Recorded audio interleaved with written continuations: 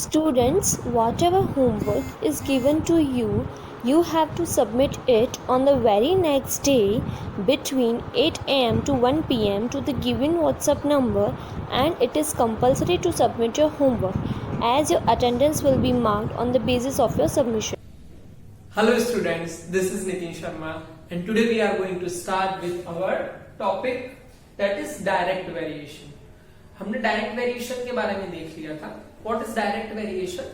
Two quantities are linked in such a way that increase or decrease in one quantity leads to increase or decrease in other quantity. यानी किसी एक quantity के increase होने पर कोई दूसरी quantity में इंक्रीज होता है, या किसी एक क्वांटिटी के डिक्रीज होने पर किसी दूसरी क्वांटिटी में भी डिक्रीज होता है, तो ऐसे वेरिएशन को हम बोलते हैं डायरेक्ट वेरिएशन. क्लियर? ये चीज हमने देख ली थी. इससे रिलेटेड हमने एक रिलेशन देखा था कि अगर कोई टू क्वांटिटीज डायरेक्ट वेरिएशन में है तो उनकी कॉरस्पॉन्डिंग वैल्यूज का आपको जो रेशियो मिलेगा वो कांस्टेंट रहेगा. ठीक है, तो इसे समझने के लिए हम एक एग्जांपल सॉल्व करते हैं कि आपको बताना है कि ए और बी जो है वो क्या डायरेक्ट वेरिएशन में है या नहीं. मींस इसकी वैल्यू जो है वो डायरेक्ट वेरिएशन में है या नहीं वो आपको बताना है. तो हम क्या करेंगे, इनकी जो वैल्यूज है उनका रेशियो निकालेंगे. अगर रेशियो सब में कांस्टेंट मिलता है देन हम कह सकते हैं कि ए और बी जो है वो डायरेक्ट वेरिएशन में. क्या निकालना पड़ेगा हमें? इनकी करस्पॉन्डिंग वैल्यूज का रेशियो निकालना पड़ेगा. अगर रेशियो आपको कांस्टेंट मिलता है तो हम बोलेंगे कि ए और बी जो है डायरेक्ट वेरिएशन में है और हमें एक कांस्टेंट ऑफ वेरिएशन मिलेगा. तो हम सॉल्व करते हैं. फर्स्ट आपकी वैल्यू है 4/12. तो 4/12 का आप सोल्व करते हैं. That is 4 and this is 12. 4 1 जा 4 एंड 4 3 जा 12. सो आपको कांस्टेंट ऑफ वेरिएशन यानी कि इस फर्स्ट केस में आपको क्या मिला 1/3. सेकंड केस में चेक करते हैं. That is 7/21. क्लियर? 7/21 इज 7 1 जा 7 एंड 7 3 जा 21. That is 1/3. थर्ड केस देखते हैं 21/63. 21/63. 21 1 जा 21 and 21 3 is 63. So this is also 1/3. Clear? Last value is 28/84. 28/84. Again it is 28 1 are 28 and 28 3 are 84. Again it is 1/3. तो आप देख सकते हैं कि यहाँ पे सबकी जो वैल्यू है रेशियो की वो सब क्या आ रही है, कांस्टेंट आ रही है एंड दैट इज 1/3. सो आपका कांस्टेंट ऑफ वेरिएशन क्या मिला इज इक्वल टू 1/3. ये सब में थ्रू आउट क्या है आपका सेम है. So therefore we can say that A and B are in direct variation. So A and B are in direct variation. Clear? हमें सबकी कॉरेस्पॉन्डिंग वैल्यू का क्या निकालना था, रेशियो निकालना था. और अगर वो रेशियो आपको कांस्टेंट मिलता है, सेम मिलता है, देन हम क्या कह सकते हैं कि जो A और B जो है वो किसमें है, डायरेक्ट वेरिएशन में है, अदरवाइज नहीं. एक और हम एग्जांपल सॉल्व करते हैं. A और B की अगेन हमें कुछ वैल्यूज गिवन है, हम उसका रेशियो निकालते हैं. फर्स्ट अगर हम देखें दैट इज 1/2. ओके, 1/2 तो और सॉल्व हो ही नहीं सकता, रिड्यूस्ड सिंपलेस्ट फॉर्म में है already. Again it is 2/1. 2/1 are both the same? Obviously not. So हम यहाँ पे क्या बोलेंगे कि यहाँ पे तो जो रेशियो था वो कांस्टेंट मिला नहीं. Therefore A and B are not in direct variation. Therefore हम क्या बोलेंगे कि A और B जो है वो डायरेक्ट वेरिएशन में है नहीं. डायरेक्ट वेरिएशन में होने के लिए हमारा जो रेशियो है वो क्या मिलना चाहिए आपको, कांस्टेंट मिलना चाहिए. ओके, इससे और रिलेटेड हम एग्जांपल देखते हैं. नाउ अब आपको कुछ इस टाइप के क्वेश्चन पूछे जाते हैं कि अगर x और y डायरेक्ट वेरिएशन में है, आपको पहले से ही गिवन है कि x एंड y. इससे पहले हमने क्या किया था कि ए और बी की कुछ करस्पॉन्डिंग वैल्यूज थी और हमने देखा था कि उसको डायरेक्ट वेरिएशन में किस तरह चेक करेंगे। तो हमने उनकी वैल्यूज का क्या किया था, रेशियो निकाला था। अगर रेशियो आपका क्या मिलता है, कांस्टेंट मिलता है, तो आपके जो क्वांटिटीज हैं वो डायरेक्ट वेरिएशन में है। तो अभी हमें क्या गिवन है, if X and Y are in direct variation,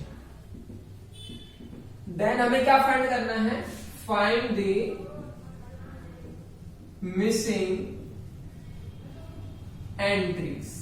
हमें ये जो मिसिंग एंट्रीज है वो फाइंड करनी है, क्लियर। और हमें क्या गिवन है, एक्स और वाई जो है वो डायरेक्ट वेरिएशन में है। तो हमें पता होगा कि हमें जो इनकी जो करस्पॉन्डिंग वैल्यूज हैं उनका रेशियो जो होगा वो क्या होगा, कांस्टेंट होगा, सेम होगा। सो फर्स्ट वैल्यू हमें पता है, सेकंड वैल्यू को मैं अज्यूम कर लेता हूं that this is x2, okay, and this is x3 and this is से y4, क्लियर। सो फर्स्ट हमारा रेशियो क्या आएगा, ये हमने लेट कर लिया, ठीक है।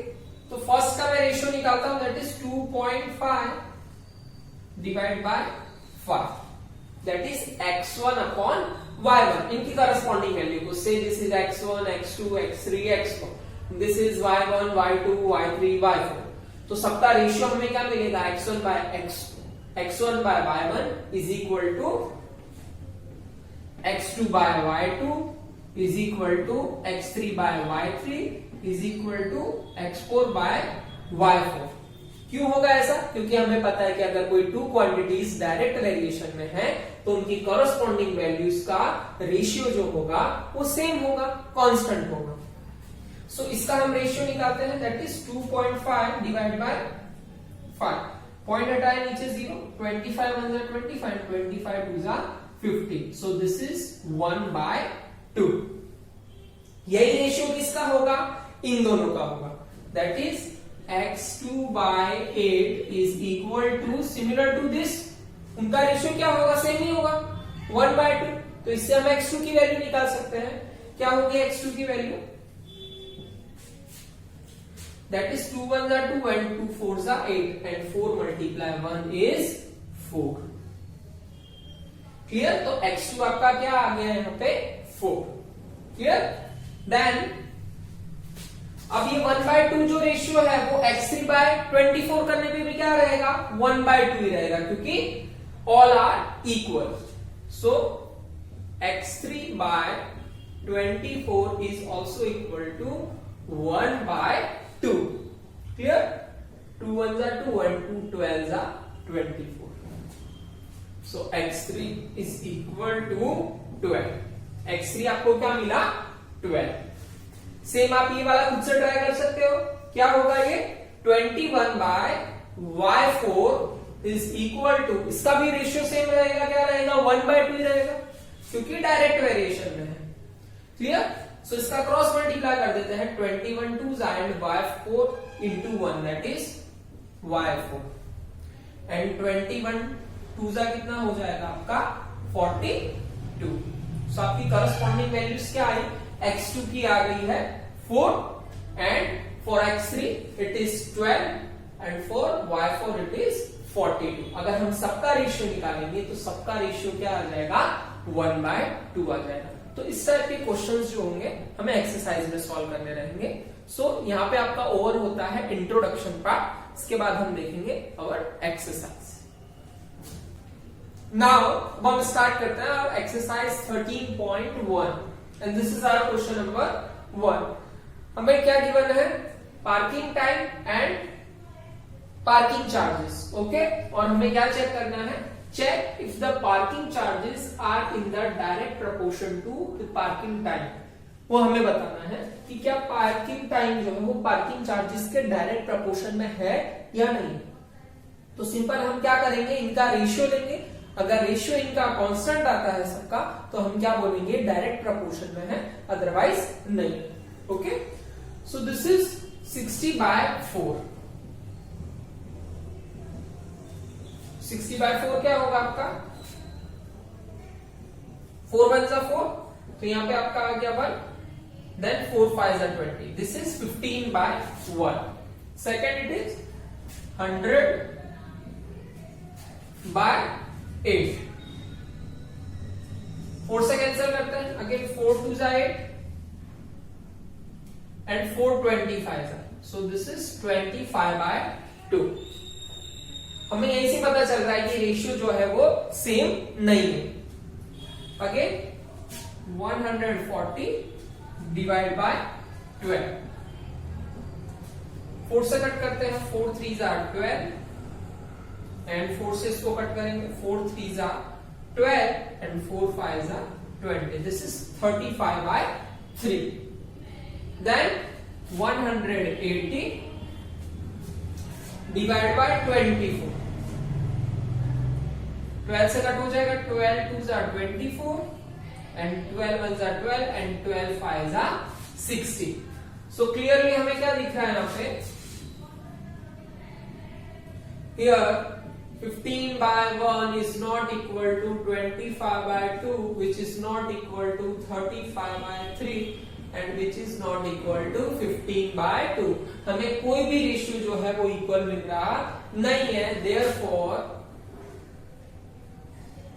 we can say that therefore the parking charges are